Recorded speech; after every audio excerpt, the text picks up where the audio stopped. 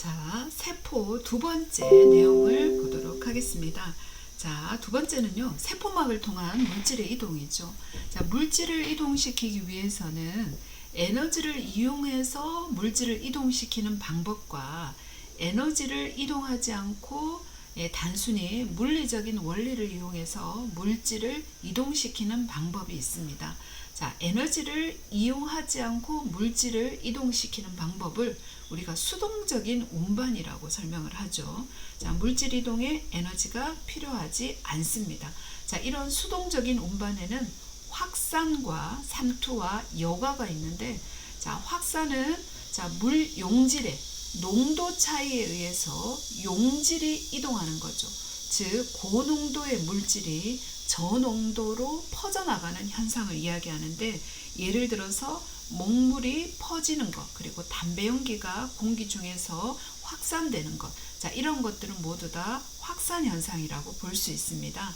자, 허파과리에서 가스가 교환되는 것, 자, 산소의 농도가 높은 곳에서 낮은 곳으로, 그리고 이산화탄소도 농도가 높은 곳에서 낮은 곳으로 가스가 이동하는 것이 허파과리에서 일어나게 되죠.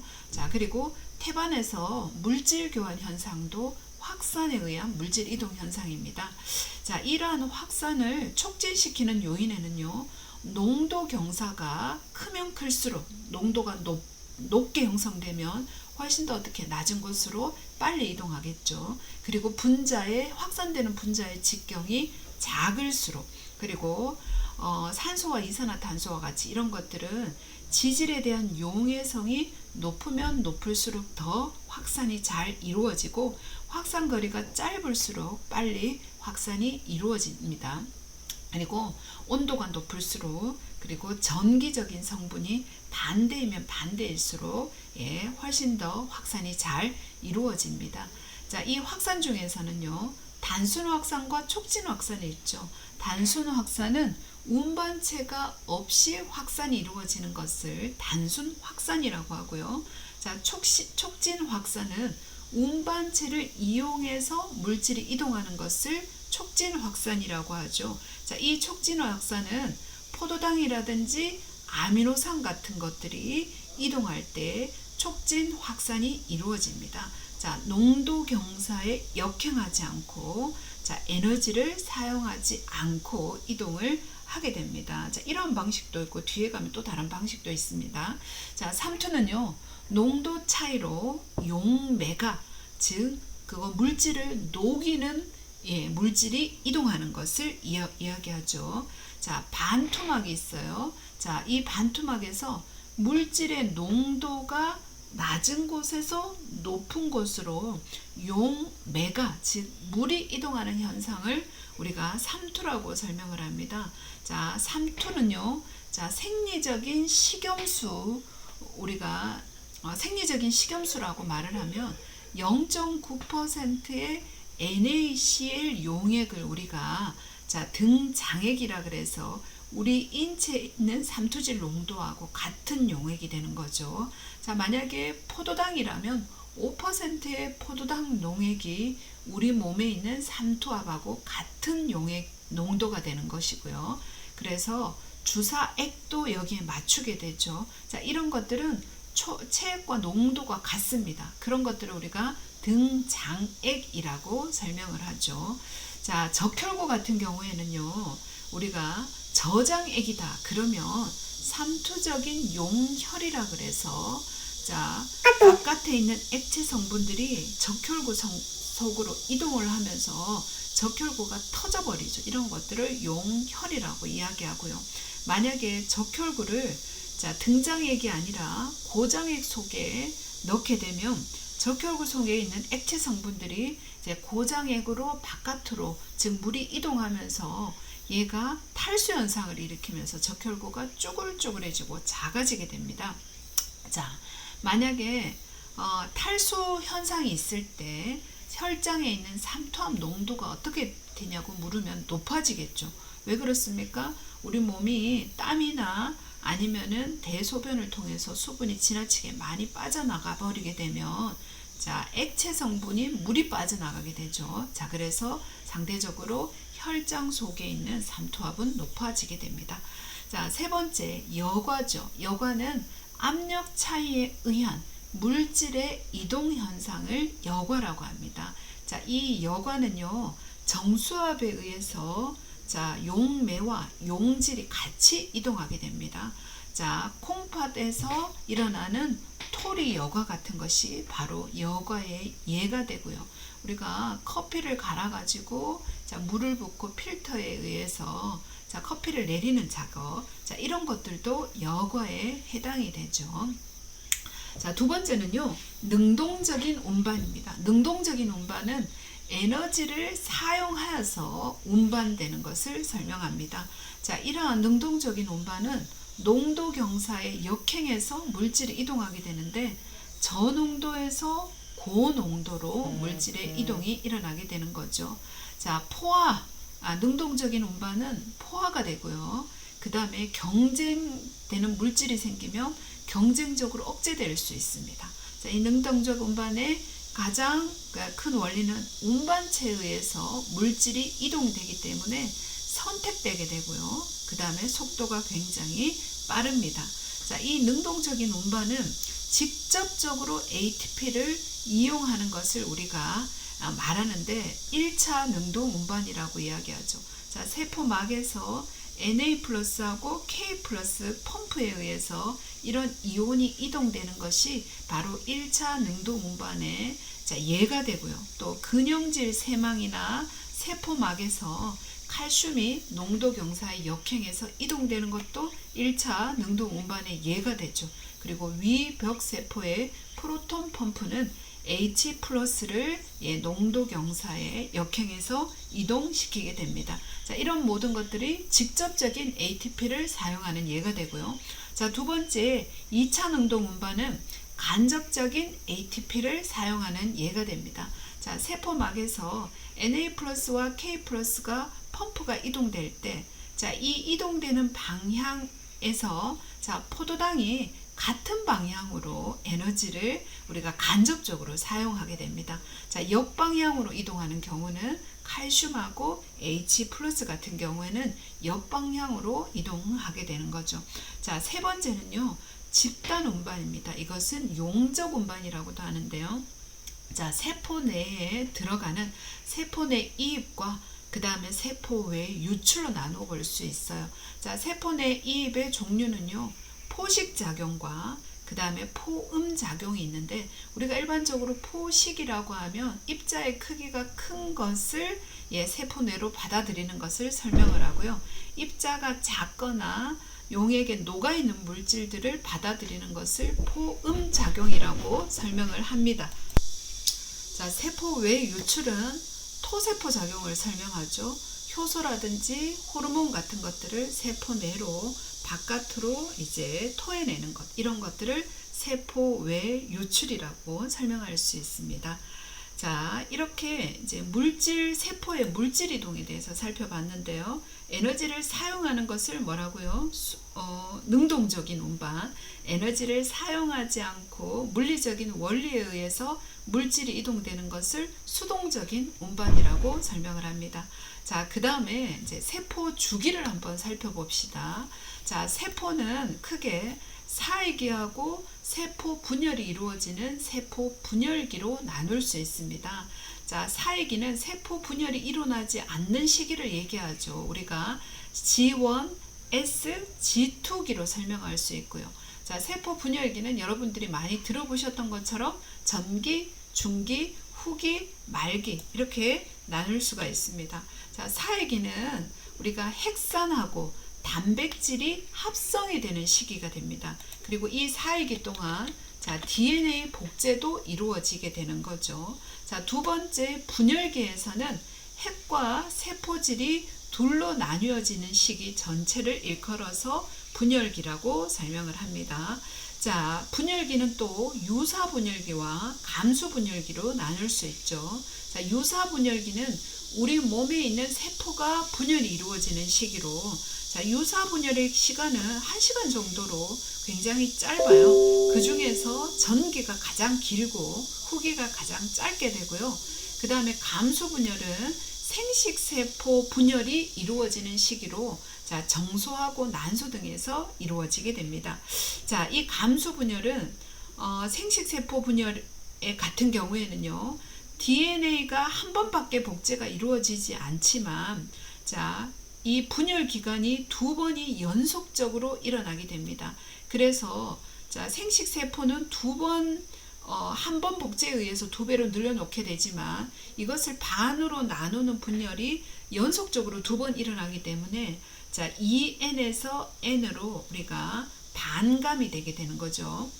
그래서 1분열, 즉 1분열과 자, 연속해서 2번째 분열이 일어나는데, 2번째 분열 사이에 유전 물질을 복제하는 사이기에서 S기가 바로 존재하지 않기 때문에 감수, 숫자가 줄어드는 분열이 일어나게 됩니다. 자, 정모세포에서 분열이 일어나게 되면 자, 정자가 4개가 생성이 되고요. 난모세포에서는 분열이 일어나는데, 자, 난자가 1개가 이루어지고 나머지 3개는 극체가 되어서 자, 이것이 이제 사라지게 되는데, 자, 이 난모세포는요, 자, 정모세포하고 다르게 자, 세포질을 한쪽으로 다 몰아주게 됩니다. 자, 그래서 1개의 난자가 생성되고 나머지는 3개의 극체가 생성이 되어 버리게 됩니다. 자, 우리 사이기하고 유사분열기를 조금만 더 자세히 살펴보면은요, 자, 유사분열에서 나타나는 자, 유사분열기 이전에 사이기가 미리 존재하게 되죠. 자, 이것을 세분화해 보면 G1기, S기, G2기로 나눌 수 있는데, 자, G1기는 왕성하게 물질 대사가 이루어지면서 자, 세포 소기관 같은 것들을 많이 만들어냅니다. 자, S기는 사이기 중에서 가장 긴 시기로 DNA의 복제가 이루어지면서 DNA 양이 2배로 증가하는 시기입니다. 자, G2기는요, 세포 분열에 필요한 효소와 단백질을 합성하고 세포가 커지는 바로 세포 성장이 이루어지는 시기가 G2기가 되는 거죠. 자, 유사분열기입니다. 유사분열기는 전기죠. 자, 이때 중심체가 양쪽으로 분리가 되면서 방추사라는 것을 형성하게 됩니다. 이 전기에서는요, 핵과 핵막이 어떻게 해요? 사라지는 시기가 되고요. 자, 중기는 자, 염색체가 하나로 되어져 있죠. 그것이 적도면에 이렇게 쭉 단성체라고 하는데 배열되어져 있어서 염색체가 가장 잘 보이는 시기가 바로 중기가 됩니다. 자, 그런데 이제 후기가 되면 자, 이 단성체인 염색체가 나누어져서 반대쪽으로 서로 끌려가게 되죠. 우리가 이런 염색체를 양성체라고 하는데 이제 양쪽으로 끌려가게 되고요. 그 다음에 말기에는 방추사가 사라지면서 이제 핵막이 나타나고 핵이 생성이 되면서 자, 그 다음에 말기 끝에 자, 세포질 분열이 이루어지면서 이제 세포가 이제 2개로 이제 완전히 분리가 되는데, 자, 이러한 분리된 2개의 세포를 일컬어서 딸세포라고 설명을 합니다. 자, 세 번째 이제 봅시다. 자, 세포들이 자, 모여 있는 집단, 즉 분화의 방향이 같고 구조와 기능이 비슷한 세포들이 집단적으로 모여 있는 것을 우리가 조직 티슈라고 이야기하죠. 자, 우리 몸에 있어서 4대 기본적인 조직은 상피조직, 그 다음에 결합조직, 결합조직을 우리 몸을 지지한다고 해서 지지조직이라고 이야기하기도 합니다. 가장 많죠. 그 다음에 근육조직과 신경조직으로 자, 조직을 구분해 볼 수 있습니다. 자, 먼저 상피조직을 한번 살펴볼까요? 자, 상피조직은 모양에 따라서 우리가 편편상피와 입방상피와 원주상피와 이행상피로 나누어 볼 수가 있어요. 자, 편평상피는 단층 편평상피와 중층 편평상피로 구분해 볼 수 있는데, 자, 단층 편평상피는 자, 하나의 층으로 되어 있는 굉장히 얇은 상피이기 때문에 물질 교환에 관계합니다. 자, 그래서 자, 허팝 꽈리를 싸고 있는 막, 여기에서는 어떻게 해요? 가스 교환에 관계하죠. 예, 혈관 내피에서도 마찬가지로 가스 교환을 하기 위해서 굉장히 얇게 되어 있고요. 자, 심장을 싸고 있는 막, 그리고 배를 싸고 있는 막, 림프관을 싸고 있는 막은 단층 편평상피로 되어져 있습니다.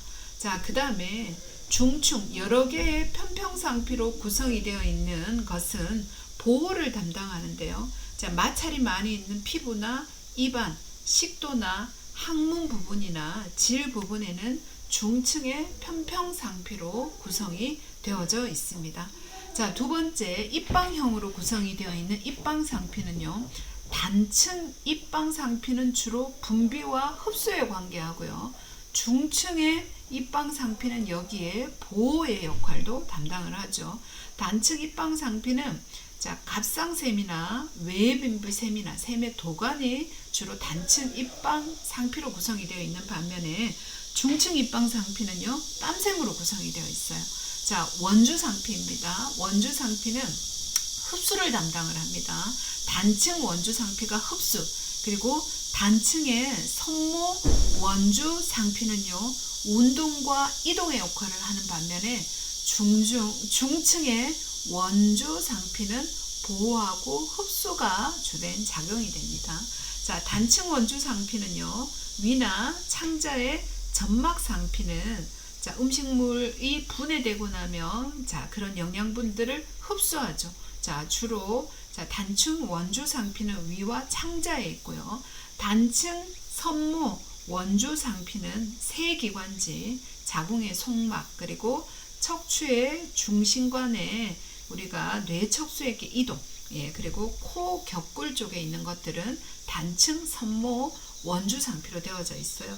자, 중층 원주 상피 같은 경우에는요, 항문 정막의 일부와 남성 요도의 해면체 부위에 있는 것이고요. 거짓 중층 원주 선모 상피 같은 경우에는 자, 기도 점막에 있습니다. 기관과 기관지, 그 다음에 귀관, 우리가 유스타키오관이라고 하죠. 그것은 거짓 중층 원주 선모 상피로 되어져 있습니다.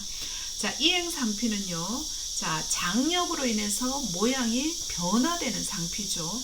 콩팥의 깔때기라든지 방광이나 요도 같은 경우에는 자, 장력에 의해서 모양이 변화되는 상피인 이행 상피로 구성이 되어져 있습니다. 자, 우리 기능에 따라서 상피를 분류해 보면 자, 표면 상피라고, 표면 상피는 몸의 표면과 속 공간을 싸고 있는 상피를 말하죠. 호흡 상피는 허파과리에 있는 상피는 가스 교환을 한다 그래서 호흡 상피라고 하고요. 그 다음에 감각 상피는 특수 감각기를 형성하고 있는 상피, 그 다음에 흡수 상피는 소화관의 속면을 구성하고 있는 상피를 흡수 상피라고 합니다. 자, 그 다음에 종자 상피는 정자와 난자를 생산하기 위해서 종자 상피라고 하고요. 자, 분비 상피는 샘 상피라 그래서 내분비, 외분비를 담당하는 조직에 있는 상피세포를 말하는 거죠.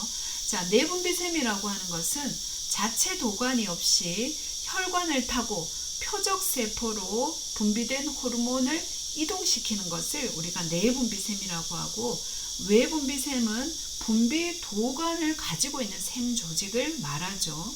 자, 이러한 외분비샘의 종류를 보면 분비 양상에 따라서 우리가 샘분비형, 부분분비형, 완전분비형으로 나눌 수 있는데, 일반적으로 침샘이라든지 땀샘 같은 거, 이자샘 같은 경우에는요, 샘분비형이 되고, 자, 부분분비형은 젖샘하고 겨드랑샘 같은 큰 땀샘이 있는데, 자, 그 상피 조직의 일부가 떨어져 나갑니다. 자, 그렇기 때문에 예, 부분 분비형이라고 하고요.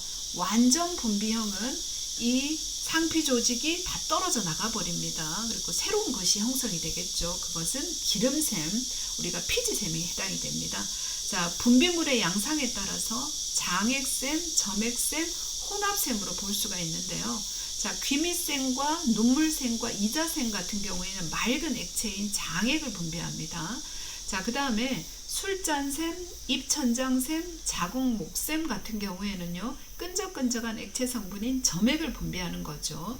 자, 그 다음에 혀밑샘과 턱밑샘, 자, 이런 것들은 장액과 점액이 섞여 있는 물질을 분비하기 때문에 혼합샘이라고 설명을 합니다. 자, 샘의 배열 상태에 따라서 자, 대롱 모양인 거, 꽈리 모양인 거, 그 다음에 대롱 꽈리 모양인 것으로 나누어 볼 수가 있습니다. 자, 그 다음에 이제 결합 조직입니다.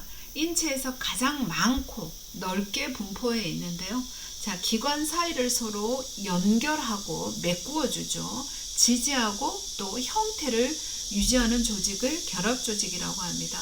자, 결합 조직의 종류에는요, 고유 결합 조직과 특수 결합 조직으로 나누어 볼 수가 있어요.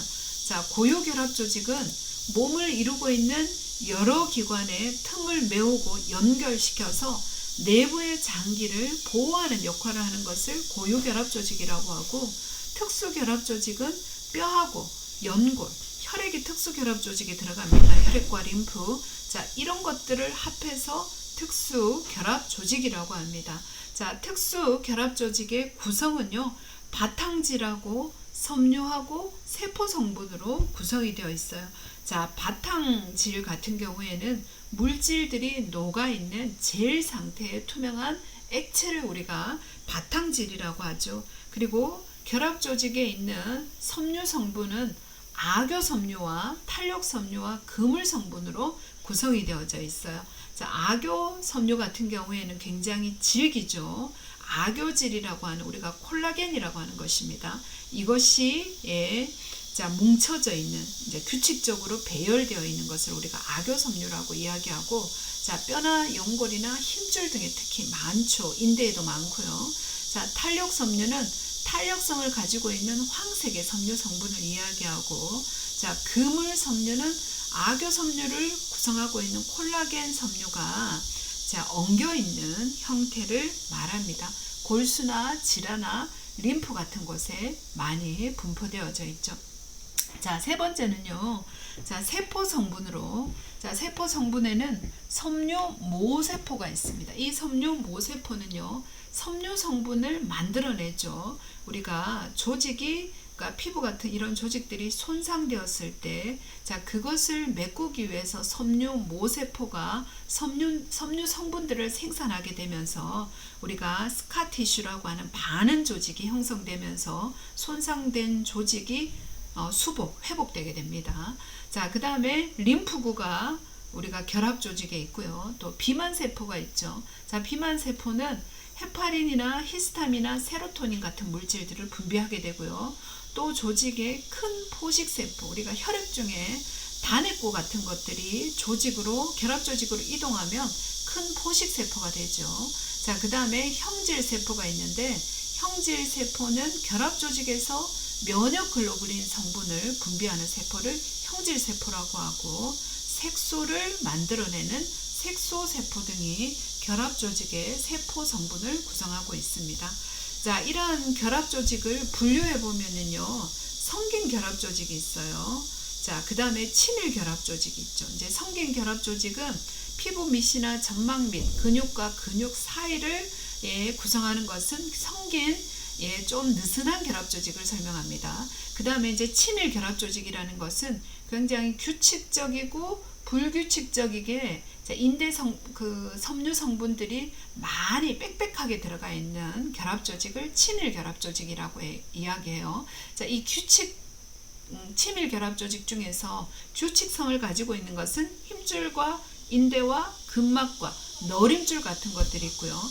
치밀하지만 불규칙적으로 구성이 되어 있는 것은 진피나 뼈막이나 신경집이나 장기를 싸고 있는 막 등은 불규칙한 친밀 결합 조직이에요. 자, 그 외에도 그물 조직, 그 다음에 탄력 조직, 그 다음에 지방 조직, 그리고 색소 조직, 태아 결합 조직, 이런 것들은 모두 다 고유 결합 조직에 들어가고요. 특수 결합 조직은 뭐라 그랬죠? 뼈나 연골이나 혈액이나 림프 같은 것들은 특수 결합 조직에 들어간다라고 설명을 했습니다. 자, 그 다음에 연골을 한번 설명해 볼까요? 자, 연골은요, 혈관이 분포되어 있지 않습니다. 림프관도 분포되어 있지 않죠. 자, 신경도 분포되어 있지 않습니다. 자, 이러한 연골은요, 확산에 의해서만 영양을 공급받게 됩니다.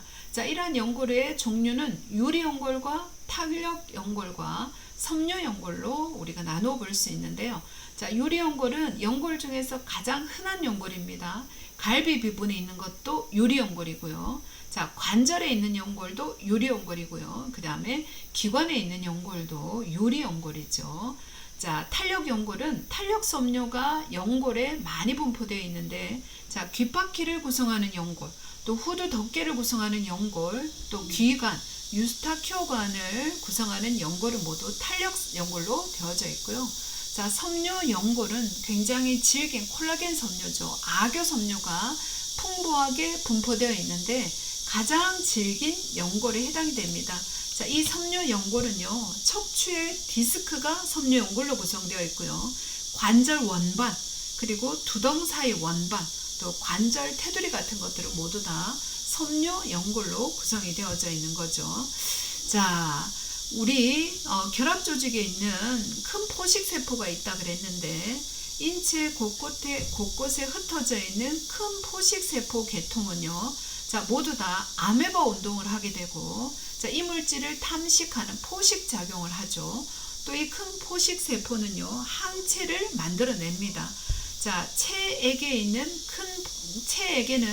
자, 큰 포식세포라고 하는 것이 있는데, 자, 백혈구의 이거하고 같은 종류가 단핵세포고요. 허파에서는 먼지세포가 해당되고, 중추신경계에서는 미세악교세포가 해당이 됩니다. 그리고 간에서는 쿠퍼세포가 큰 포식세포 계통이고요.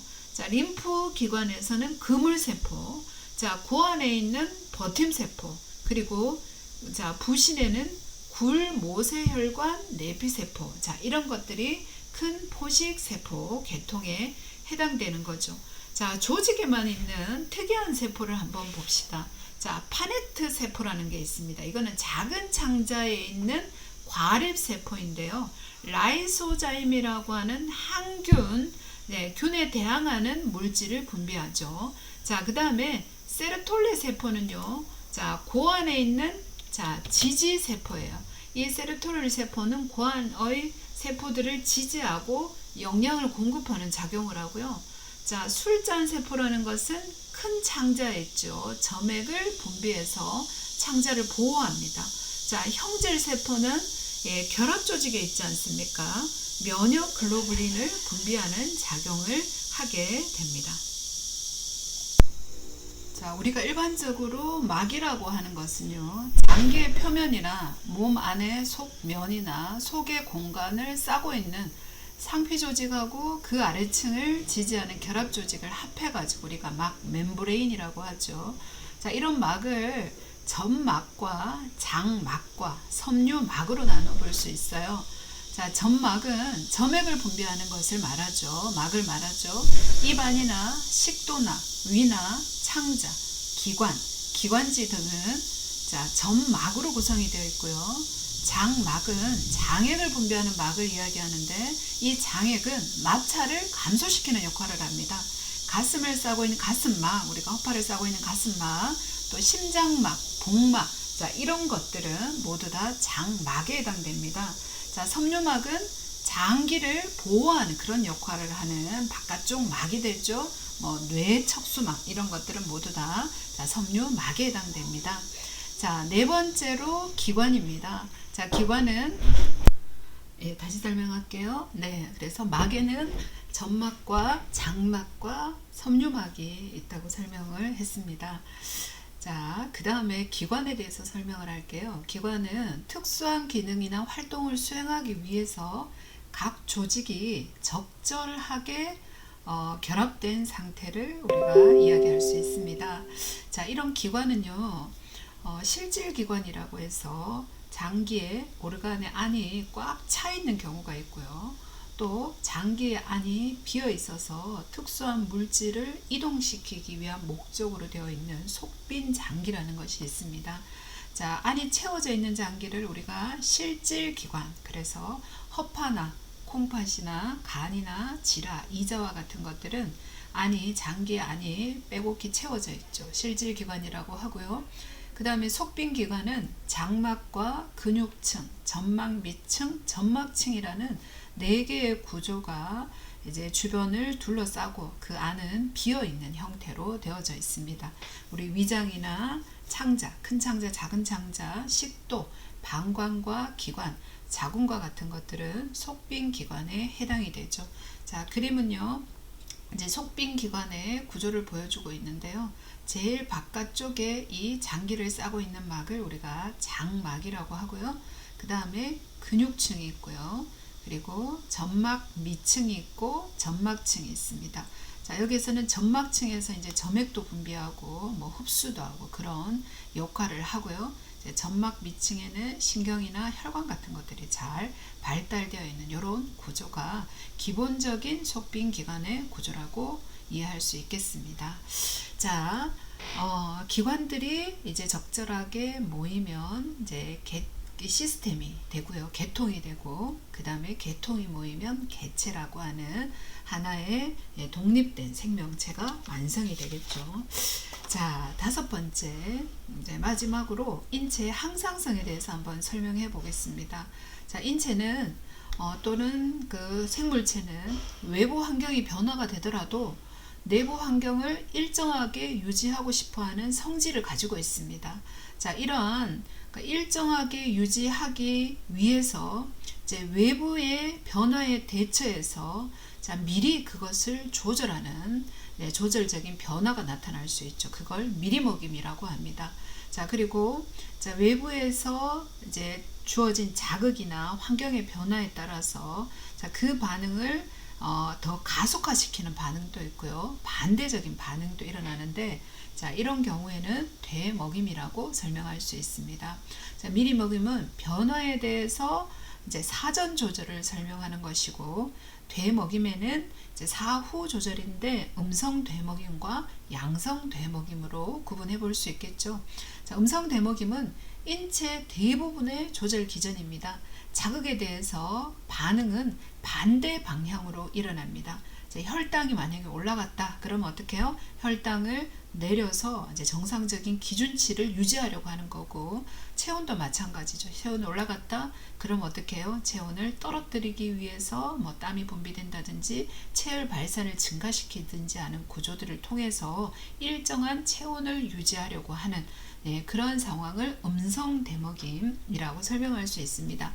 반면에 양성 되먹임은 자, 일어나는 변화를 일시적으로 더 증폭시키거나 강화시킵니다. 자, 예를 들어서 이제 혈관이 터져서 이제 혈액이 유출됩니다. 그럴 때는 어떻게 해요? 지혈이라는 반응이 자, 외부 자극에 대해서 나타납니다. 그런데 이 지혈 반응은 혈액 유출을 방지하기 위해서 일어나는데 한번 시작이 되면 지혈 반응이 더 가속화되어서 이제 출혈을 멈추게 할 때까지 되는 거죠. 이제 출산의 경우도 마찬가지입니다. 이제 출산에 관련해서 이제 자극이 오면 이제 관략근이나 출산과 관련된 근육들이 이제 더 가속화되어서 출산이 완성될 때까지 근육 수축이 지속되게 됩니다. 그래서 자, 일어나는 변화를 더 증폭시키거나 강화시키는 자, 이러한 반응을 우리가 양성 되먹임이라고 할 수 있는데 이 모든 것은 내부 환경을 일정하게 유지하기 위한 인체의 항상성 조절 시스템이라고 설명해 볼 수 있겠습니다. 자, 이상으로 세포에 대한 설명을 마치고 다음에 또 강의를 하도록 하죠. 감사합니다.